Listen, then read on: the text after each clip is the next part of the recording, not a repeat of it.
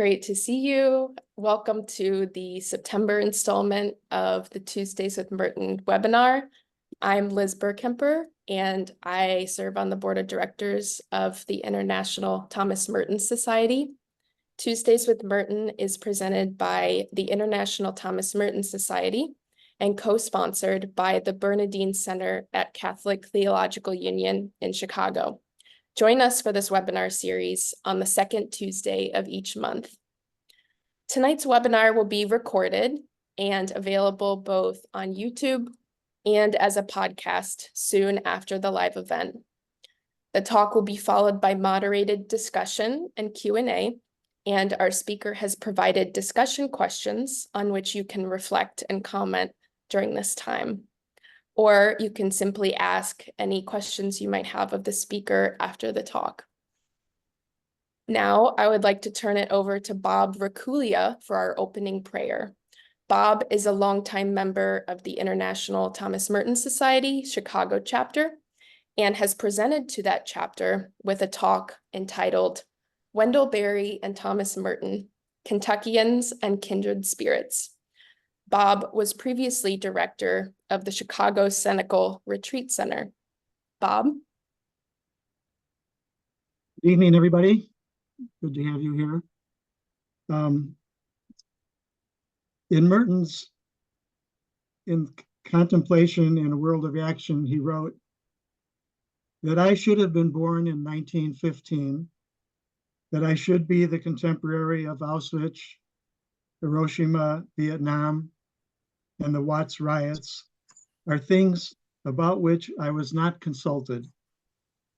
Yet they are also events in which, whether I like it or not, I am deeply and personally involved.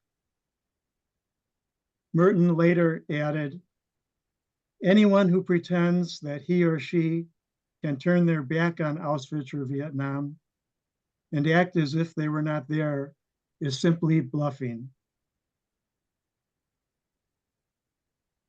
Just as Thomas Merton and Dorothy Day bore prophetic witness to the events of their times, we cannot turn away from the troubling realities of ours. The suffering in Gaza, Haiti, and Sudan, as well as the injustices, violence, and discord here at home, cry out to us today. So let us pray that with the help of Thomas Merton and Dorothy Day, we may respond to our times in ways worthy of the gospel to which we are called. Amen.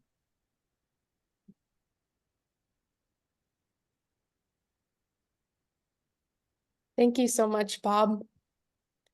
Now it is my honor to introduce our speaker for the evening, Julie Leininger Pycior. Julie is professor of History Emeritus at Manhattan College and the author of 4 books, including Dorothy Day, Thomas Merton, and the Greatest Commandment, Radical Love in Times of Crisis. She has published articles in a number of journals, including the Merton Annual, and she lectures widely and is regularly quoted in the media. Julie's PhD is from the University of Notre Dame, and she is a longtime member of the Corpus Christi, New York City chapter of the International Thomas Merton Society. Here is Julie Pycior on Despite Everything and Because Everything is at Stake, bearing witness with the help of Thomas Merton and Dorothy Day. Julie? Thanks, Liz. Thanks for that generous introduction. And thanks to all of you in the International Thomas Merton Society and the leadership who've made this wonderful series possible. A special shout out to Merton Society President Judy Valenti, who encouraged me to do this event. It strikes me that Thomas Merton and Dorothy Day's interaction with the crises of their time can inform us as we grapple with the unbelievable crises of our time. And isn't it interesting that talk with this title about crises would be the same night as the debate, which is going to, of course, touch on a lot of crises. So yes, we are overwhelmed with crises, so many, and each one of such unbelievable magnitude. In fact, I'm going to give you a minute to think on what some of those major crises are.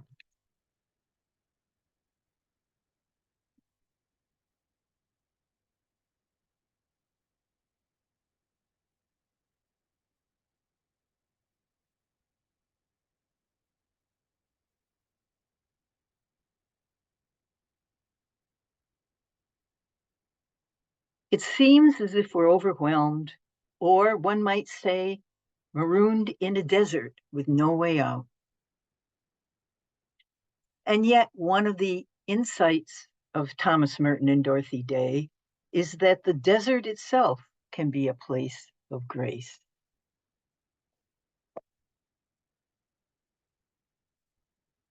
Merton made this clear in his book, The Wisdom of the Desert, which he sent to Dorothy Day in 1963. Here's how I put it in the book.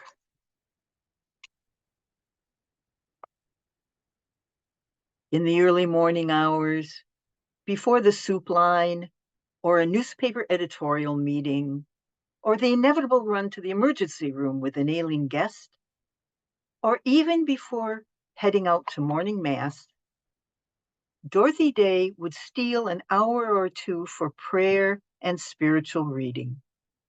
And in the spring of 1963, that meant Merton's The Wisdom of the Desert, just the most recent book of his that he'd sent her. He'd publish a book, he'd send her a copy. This window on the ancient Christian mystics provided a lifeline for her.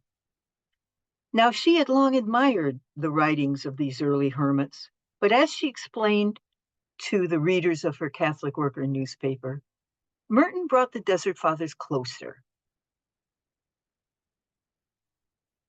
Merton wrote that these ancient spiritual writers remind us of, quote, the primacy of love over everything else in the spiritual life.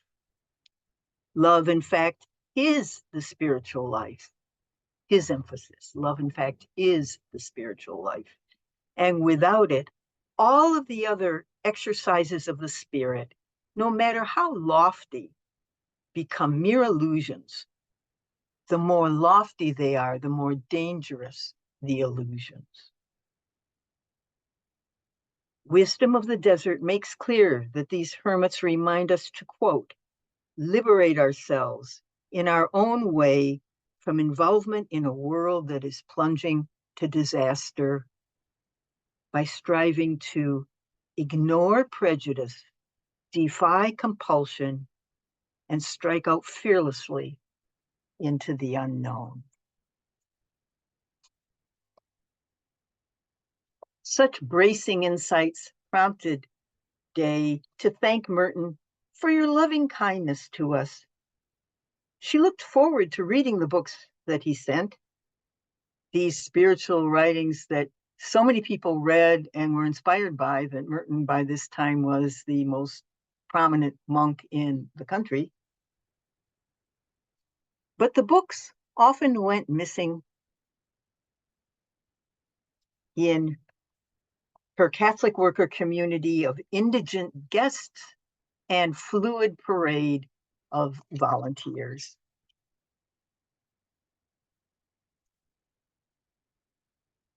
And yet it was this Catholic worker leader living in the world, if you will, on the Lower East Side of New York, in radical solidarity with the poor. It was she who sent Merton a book by one of the leading desert hermits, John Cashin, knowing that Merton was preparing a lecture on Cashin to his monastic students. You know, it wasn't one of his theologian friends. It wasn't one of his fellow monks. It was Dorothy Day taking people to the emergency room, and she's got this copy of a book by Desert Hermit. No wonder he characterized her to the students as an exemplar of the ideals set forth by Cassian, that prayer should be devoid of artifice and that we should bear witness to God's hope. By that he meant not some sort of facile optimism, but rather hope despite everything. In a similar vein, Dorothy Day herself had invoked Cassian. She wrote in one of her Catholic Worker newspaper columns that she was reminded of the desert hermits like Cassian when she saw a bedraggled group of men bent over saying the rosary. Their lives do indeed contrast with that of the world, she wrote.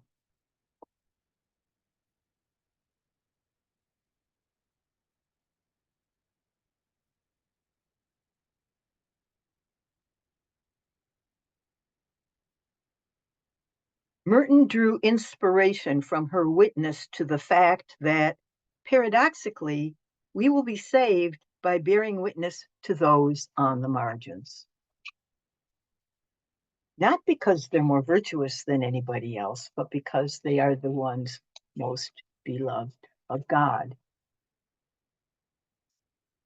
Easier said than done, right? As a matter of fact, Dorothy Day had a crisis of faith over that very challenge, a crisis that led to an epiphany that in turn prompted the founding of her Catholic worker movement in 1933. It was the pit of the Depression, and she was in Washington, D.C. on assignment for the Catholic lay magazine Commonweal, reporting on the mass marches of the desperately unemployed. She was struck by the idealistic selflessness of the lead organizers.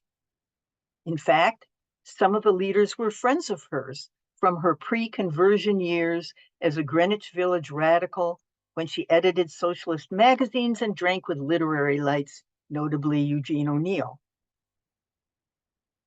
Now, as she watched the unemployment marches, she was upset. Why were the Catholics not marching alongside the least, those most beloved of God? Why instead were Catholics excoriating the organizers of the march for their communism? Her questions have a contemporary echo, don't they? As we sometimes see the US hierarchy less than vocal with regard to social injustices. She loved her faith, the faith of the immigrant poor, the faith of the saints, the faith that finally hit her with full force when she was able to conceive a child, despite having feared that she could never become pregnant again after an abortion. This was the faith that she believed gave her the transcendent gift of God Himself in Holy Communion. But now she stood on the sidelines alone, torn apart. Fighting despair, she made her way to Mass. It was a holy day, December 8th, the Feast of the Immaculate Conception. And at Washington's Basilica of the Immaculate Conception, at the feet of Mary, I offered up a special prayer, a prayer which came with tears and with anguish that some way would open up for me to use what talents I possessed for my fellow workers, for the poor. When Dorothy Day returned to her New York apartment, she found waiting for me a short, stocky man as ragged and rugged as any of the marchers I had left. His name was Peter Morin. Now this garrulous character with the thick French accent proceeded to talk excitedly of the church's long-standing social justice teachings and his plan for radically living out the works of mercy. Together, they would welcome the least in a house of hospitality. They would create a farm and cooperatives. They would organize roundtable discussions for the clarification of thought. They would found a newspaper. They would worship at Mass, and they would recite the monastic vespers around their own plain table. In sum, he said, they would work toward creating a society in which it is easier to be good. Now it's also true that both a Commonweal editor and a communist organizer had mentioned to Peter Morin that he should look her up.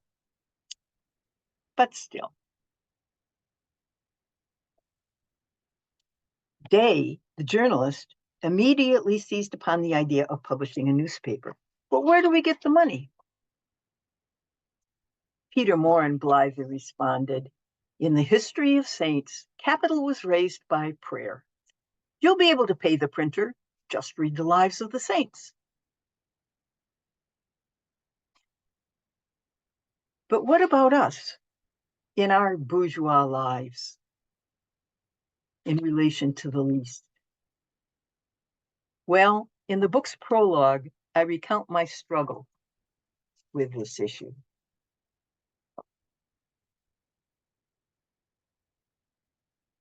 It's the middle of the night and you're lying in bed stewing.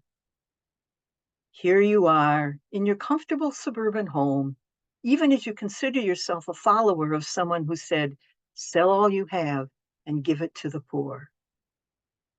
You think of Catholic worker leader Dorothy Day, who tried to live out this call of Jesus literally, having begun her work simply by welcoming into her apartment people needing a place to stay.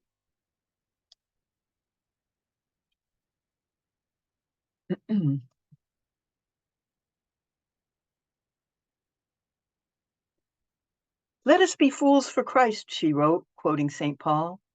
Let us rejoice in poverty because Christ was poor. What a challenge. But when an interviewer asked her that same question, what about those comfortable suburbanites? Day turned the table on herself. We need to always guard against judging the other person, she replied to the television host. For in pointing out the splinter in their eye, we may miss the beam of wood in our own. Indeed, she did maintain that we all are called to center our lives on the works of mercy. But when people asked her if she thought everybody should join the Catholic worker, Day replied that each of us has our own call to bear witness to God's love. For many people, living at the Catholic worker turned out to be a temporary experience, a sort of school, she called it, even as some of these departures were painful for her. And no one was more aware than Day herself that the houses of hospitality she inspired are populated by very human people, full of weaknesses, volunteers as well as guests. Or that the soup line and clothing room depend on donations from supporters with conventional occupations. We all, she said, participate in this unjust economic system.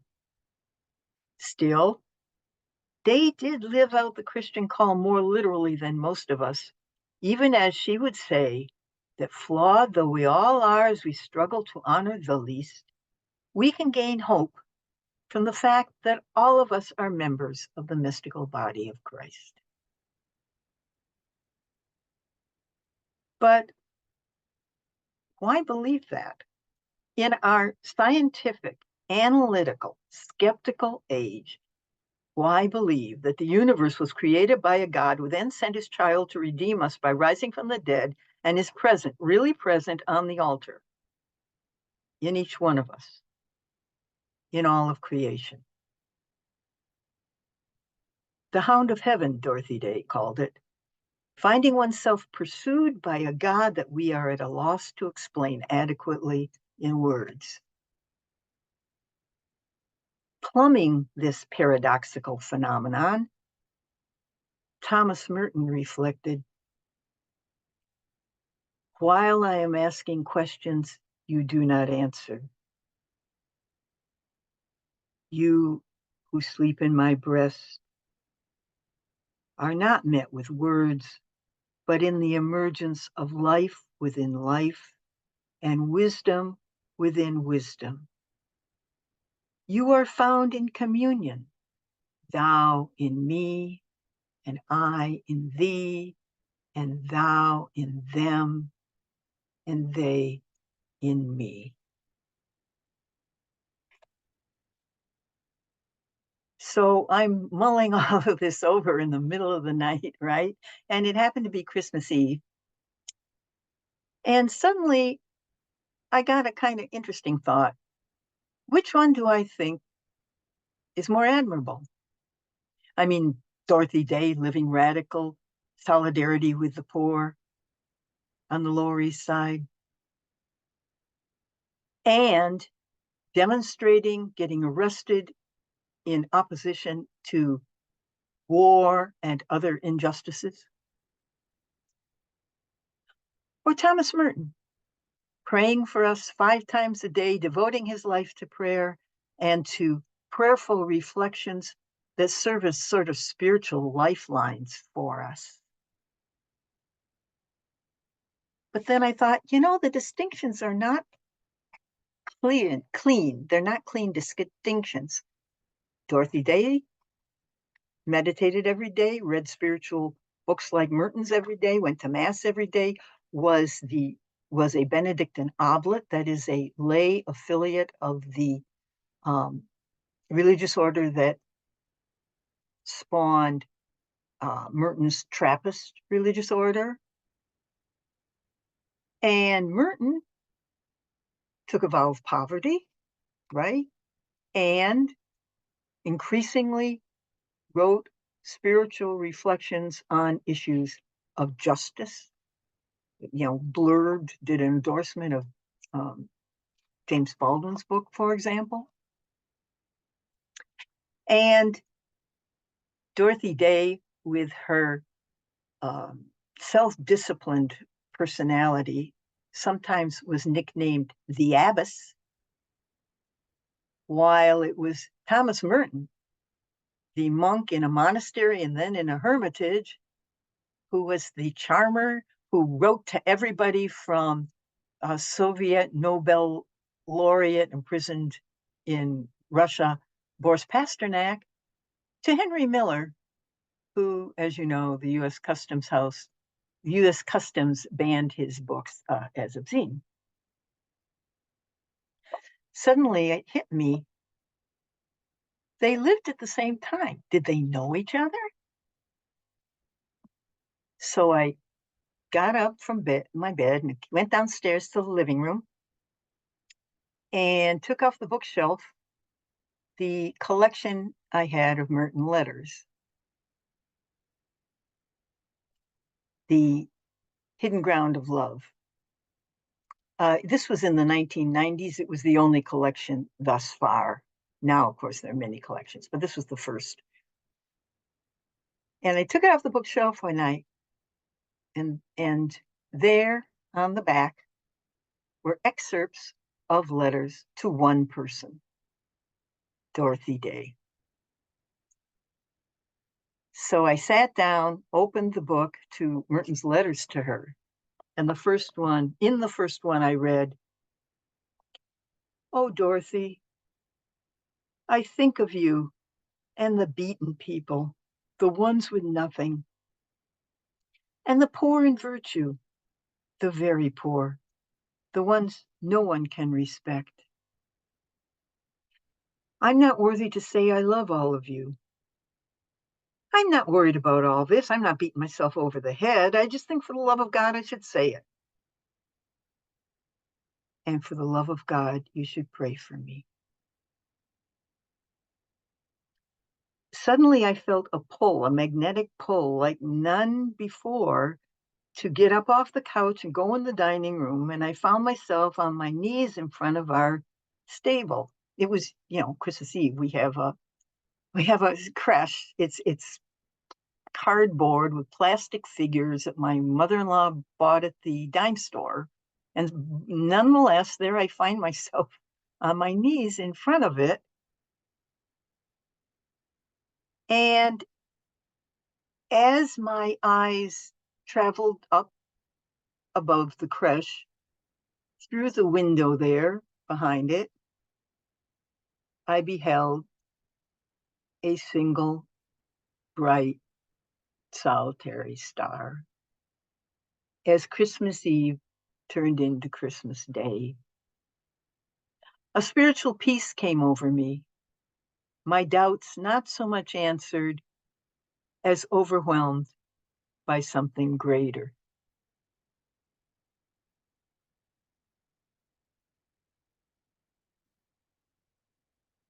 It was the only epiphany of my life. Of course, the person who had a really famous epiphany, so famous that there's a historical marker on the spot, was Thomas Merton.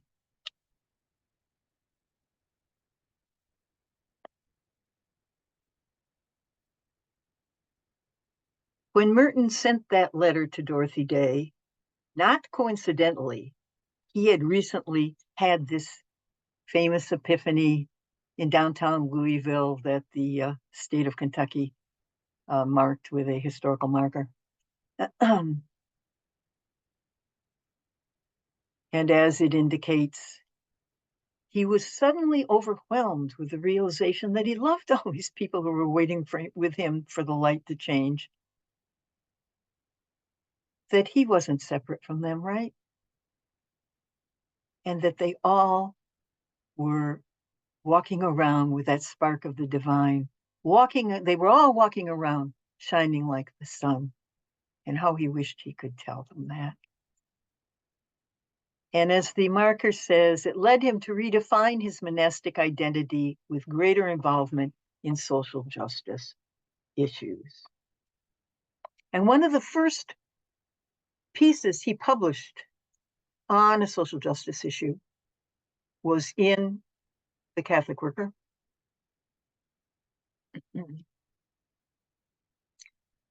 And it was called The Root of War. And what did Dorothy Day and Merton think was the root of war? Fear.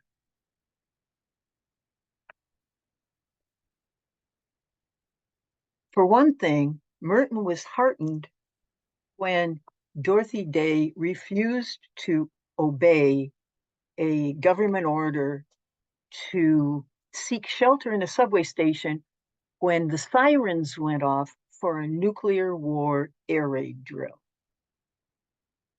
She found it an abomination, they both did, to mislead the public into thinking that somehow, if you go in a subway station, you are going to survive a thermonuclear war. So the protesters would simply sit on a park bench and they got arrested. The most evocative photo of her being booked at the police station the photo was taken by Merton's best friend, the poet Robert Lax.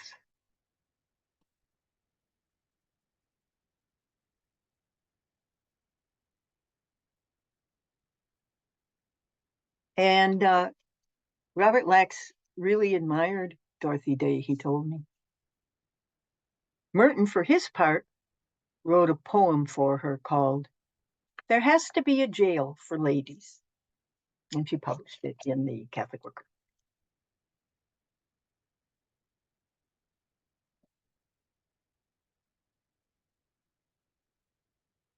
So yes, at that time, the nuclear arms race was putting the world in incredible danger.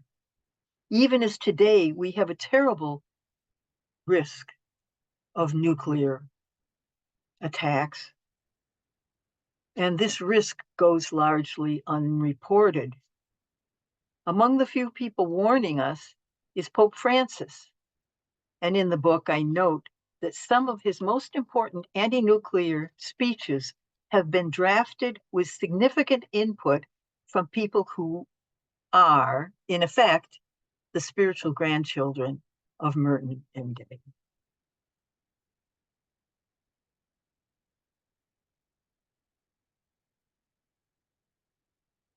And yes, Dorothy Day and Thomas Merton were the two spiritual figures that he showcased when he became the first pope in history to address a joint session of the US Congress.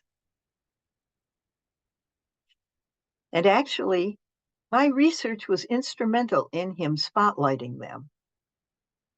So here's the story. The most prominent U.S. prelate at the time, Cardinal Timothy Dolan, Archbishop of New York, who at the time was also the president of the U.S. Conference of Catholic Bishops, suggested the topic to the Pope. So this important guy suggested to the Pope. Pope's going to pay attention to it and so forth. And Cardinal Dolan had gotten the idea of Day and Merton as a speech topic from me. But as Merton and Day used to say, God writes straight on crooked lines. There is more than a bit of irony in this story. So here's the backstory. When I heard that Cardinal Dolan would be the commencement speaker at my college, I started to worry. Would he perhaps say something that would offend my gay colleagues? As I wrestled with this, I remembered Merton and Day's relationship to the powerful conservative Archbishop of New York of their time, Francis Cardinal Spellman. He scandalized them by championing the Vietnam War, which they both considered immoral. But even as they disagreed with him, they did not cease loving him as a child of God and respecting his office as Cardinal Archbishop.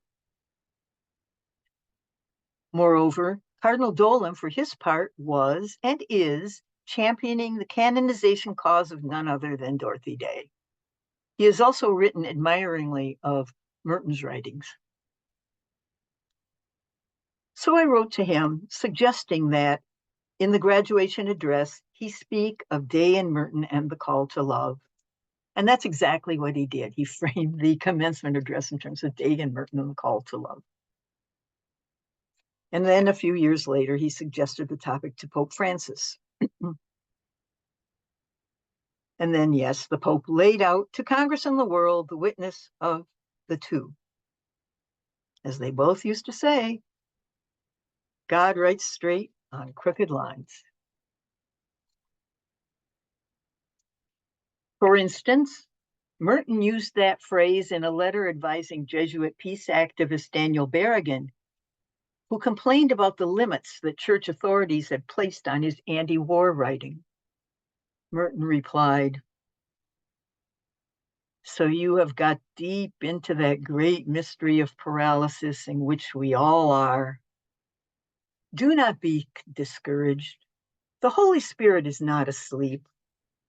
First, there's the problem of communication, which is impossible. Then there is the fact that God writes straight on crooked lines anyway, all the time. And we are what he is writing with, I suppose, though we can't see what is being written. And what he writes is not for peace of soul. That is for sure." End quote. Indeed, the book makes clear how deeply both Day and Merton influenced the peace movement that came to overshadow other movements in the US. As the Vietnam War was escalating with 500,000 combat troops in South Vietnam by 1967. But the book also makes clear the ways in which Merton and Day gave trailblazing witness to other causes, from the dangers of commercialization and technology, to the scourge of racism, to the need to protect our environment. Not that they addressed every single one of the issues prominent today. They seldom commented on issues having to do with sex or gender, and they did not anticipate the extent to which corporate money would increasingly taint our democratic political process, or that our political process would come under threat from someone increasingly sounding like a would-be dictator. Meantime, on a personal level, Day and Merton both had complicated relationships with the people that they loved, or even were in love with. And they had their personal foibles. He could be impulsive. She could harbor a grudge. And this led to a crisis that threatened to end their inspiring long-distance relationship. I spend an entire chapter on this November 1965 crisis in the midst of the intensity of the anti-war protesting. And this episode can serve as a kind of cautionary lesson. When immersed in a protest movement, be wary of giving in to impulsiveness or resentment of other protesters. Dorothy Day and Thomas Merton would be the first to tell you that they were not God. Indeed, they shared an abiding fear of sanctimony. They recognized that sanctimony is the occupational hazard of people who are trying to be good. You're trying to be good, even holy, and so you think you're better than other people. You may even go off on a personal crusade. It was from Day and Merton that I finally understood why traditionally pride is considered the worst sin. Another valuable lesson from this inspiring pair, right?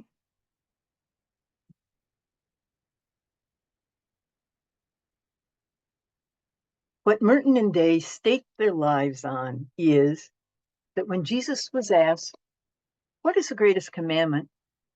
he said, "Love God, love your neighbor." The operative verb being love, right?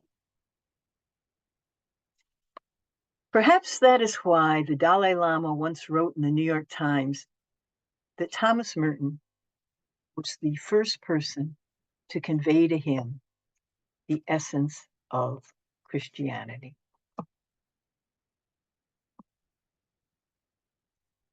Today, with humanity itself at risk, we will not be saved by starry-eyed optimism or clever cynicism. We will not even be saved by calculating the effects of our deeds. Everything is compassion, Merton reflected on beholding the Palanarua Buddhas of Sri Lanka. This love shone through his last circular letter to his friends. You know, one letter to a group of friends, including Dorothy Day. As he headed out on that fateful Asian journey that would end with his untimely death, Merton wrote to them, "I shall continue to feel bound to all of you in silence and prayer. Our real journey in life is interior. It is a matter of growth, deepening, and of an ever greater surrender to the creative action of love and grace in our hearts. Never was it more necessary for us to respond to that action of love and grace in our hearts."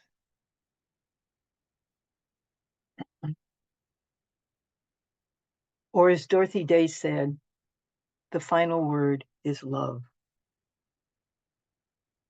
In this famous postscript to her autobiography, she observed, "We cannot love God unless we love each other.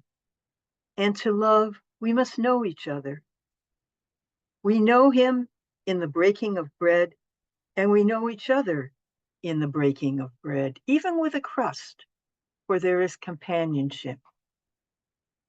We have all known the long loneliness, and we know that love comes with community." Thomas Merton and Dorothy Day call us to bear witness to love as embodied in the divine and in that spark of the divine in every person, but especially present in the destitute, the ostracized, the attacked, whether by hatred or by war. Today, as we face crises seemingly unprecedented in their magnitude, let us respond with a bravery rooted in love, despite everything, and because everything is at stake.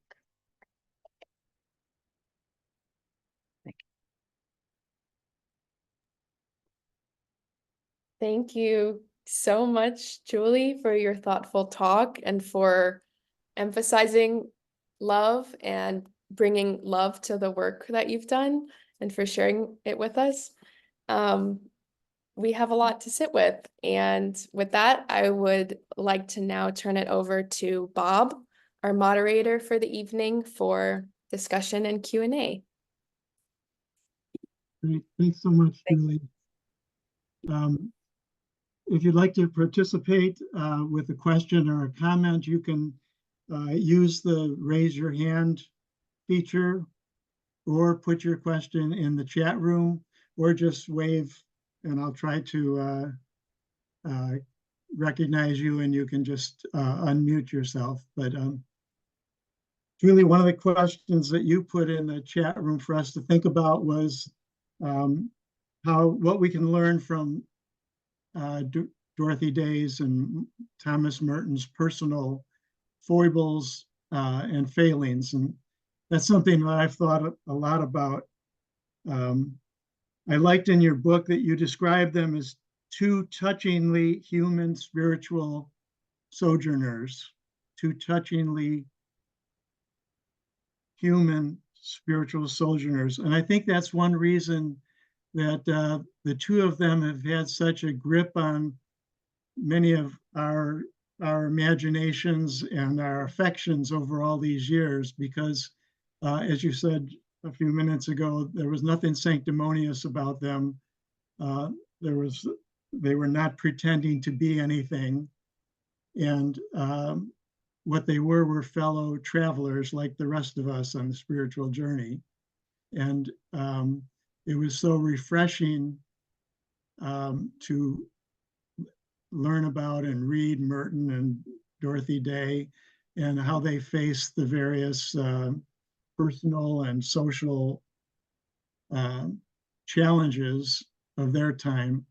I think it's a great encouragement to me and to all of us. So I don't know if you have any thoughts on that or others.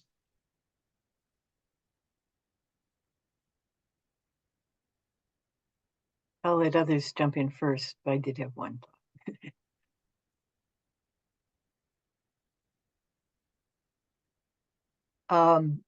Thanks for that, Bob. It reminds me of the fact that I benefited from being able to use Merton's journals and Dorothy Day's diaries. You know, a journal, you kind of put in there things that you're struggling with or that you're attracted to, intense things. And although I first got the thought of Merton united in my mind, Dorothy Day and Thomas Merton in the 90s, I didn't write the book until about 15 years later. And that meant that I was able to use Dorothy Day's diaries. Her diaries were unsealed 25 years after she died. I think his journals were too, but he died in 1968. She died in 1980.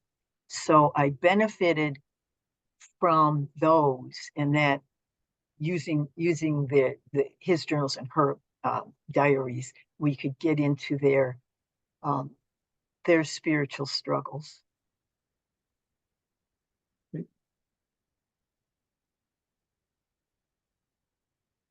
I have another, well, Paul has his hand raised. Paul, would you like to join in?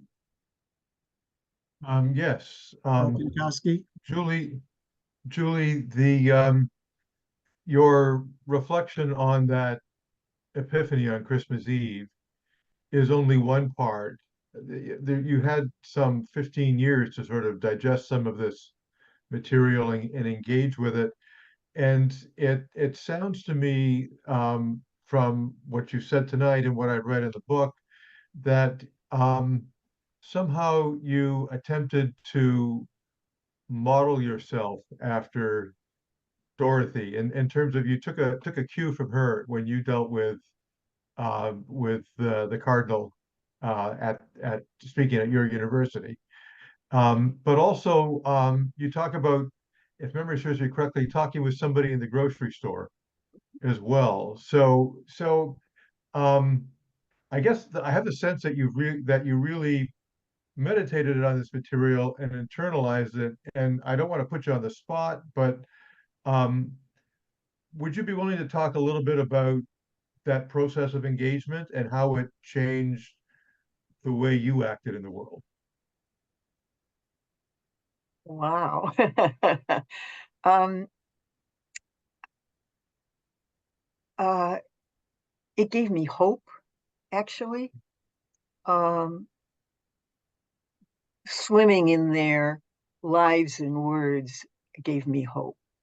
They, for all the reasons you're talking about, that they were so human, and that at the same time, because they were so human, but also because they were so great, because they modeled how to be good, and were complementary in that way. So yeah, it gave me hope and more faith, how to be a grown-up spiritual sojourner. I think they're sort of like guides, you know, if you go on a pilgrimage and you have a good guide. I've never gone on one, but I would think that they help me in that way. And they're just really, really, as so many of you know, they're so really interesting to think about and read. Just as their ordinariness and their extraordinariness. Yes, yeah. Thank you.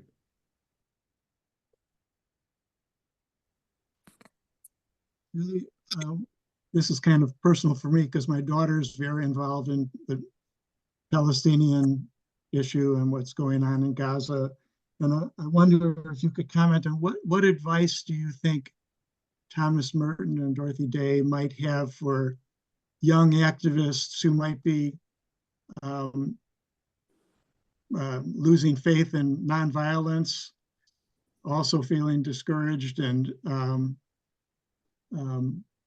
despondent about the situation. What kind of words of advice might the two of them have for some young activists?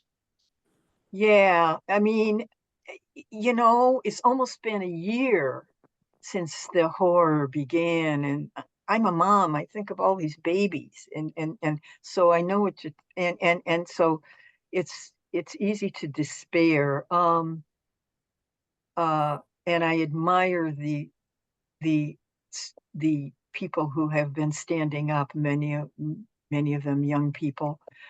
I'm reminded of the advice that Merton, and some of you probably are just thinking the same thing, the advice that Merton gave to Catholic worker Jim Forrest, who was despairing over the escalation of the Vietnam War, and on top of it, bickering and silly disagreements and tactical disagreements within the Catholic peace movement. It's bad enough that you've got this horrific war, and you've also got to be mad at each other. You know, he was just, and he also had some serious personal issues. And Merton wrote something like, "Do not place your faith in the hope of results. You know, just keep doing what you feel." That's his words. The rest is my words. Just keep doing what you feel called to do and discern it as you go along, and try to be true to your call. Almost like a vocation, you know, try to be true to it. Because God writes straight with crooked lines, right? I shouldn't be flip, but have hope, not optimism or cynicism. Thanks. Other questions or comments?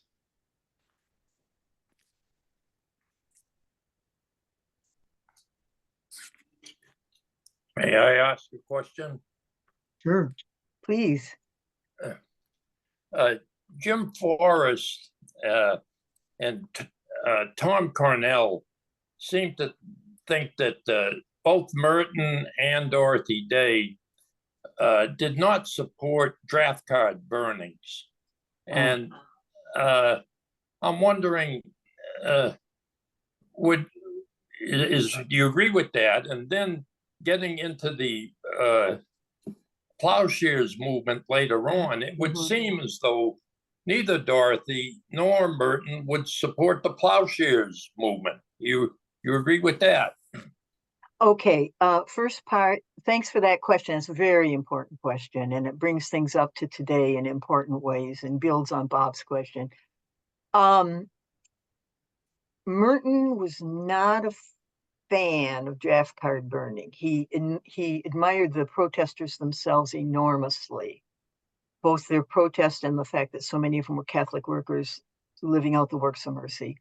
But he was not a fan of using violence, even just against a piece of paper, in the name of nonviolence. He was much more in the Gandhi, Martin Luther King vein, as was Dorothy Day, but she was more tolerant, accepting of the draft card burning. Matter of fact, she didn't like to give speeches in public. She was a reporter. She'd rather write them down. But she gave a talk. She was one of the speakers at the famous rally in Union Square in New York in 1965, when several people, including Tom Cornell, burned their draft cards. And she said, they're going to be punished. I should be punished too. Yeah, I'm 70 or whatever.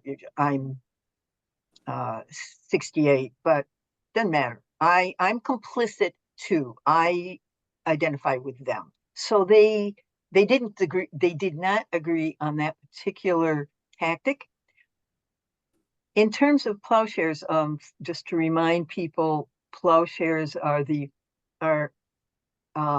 protesters against nuclear weapons who will enter a military base and pour their various kinds of actions, but often pour their blood on a nuclear warhead in nonviolent resistance and trying to make it unusable.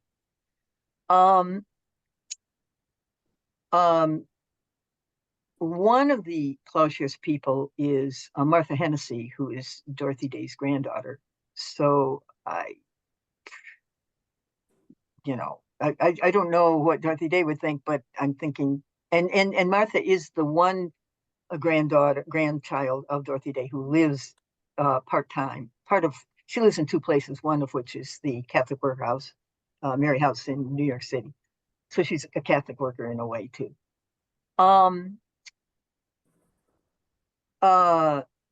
Merton, I'm guessing might, well, Tom Cornell had questions about it when I interviewed him about the book, he knew, like Jim Forrest, he knew both Dorothy Day and Merton, and his letters are in the Hidden Ground of Love as well. He raised questions about plowshares to the extent that, they enter at night, and what if some 20-year-old recruit patrolling happens to accidentally shoot an old nun who's just clipped the barbed wire and gone in. And I wouldn't be surprised if Merton wouldn't. I wouldn't be surprised if Merton raised similar questions. There was also the issue in between, after the draft burning and before the plowshares, which was the burning of the draft records by Daniel Berrigan and the other Catonsville people. And Merton wasn't Dorothy Day was more tolerant, or whatever adjective you want to use, than Merton was. In the chat room, Paul Pinkowski has cited a website that you can look up letters between Merton and Jim Forrest, and also a book by Gordon Oyers, Signs of Hope, which talks about the disagreements between Merton, Dorothy Day Forrest, and Daniel Berrigan, and both Berrigans. Interesting things to look at. So unless there's maybe if anyone has a last question, we're coming on 8 o'clock, and is there another question or comment before I turn it back to Liz? Well, thanks so much, Julie. Great to illuminate this relationship between these two giant figures in all of our spiritual lives over the last 50 years or more. So I'll turn it back to Liz for some final comments. Thank you, Bob. Please join me in sharing gratitude for everyone who is involved in Tuesdays with Merton. So thank you again, Julie, for offering your talk tonight. Thank you, Bob, for offering our opening prayer and moderating discussion. Thank you to Christine Pinkoski, who's behind the scenes providing technical support for the webinar. It's great that we all got together tonight. If you would like to access this recording of Julie's talk or other Tuesdays with the Merton webinars, you can find links at merton.org/ITMS. Please join us in October when scholar Gray Matthews will speak to us on contemplative mayhem. If you would like to learn more about the work of our co-sponsor, the Bernardine Center at Catholic Theological Union in Chicago, please visit ctu.edu/academics/Bernardine-Center.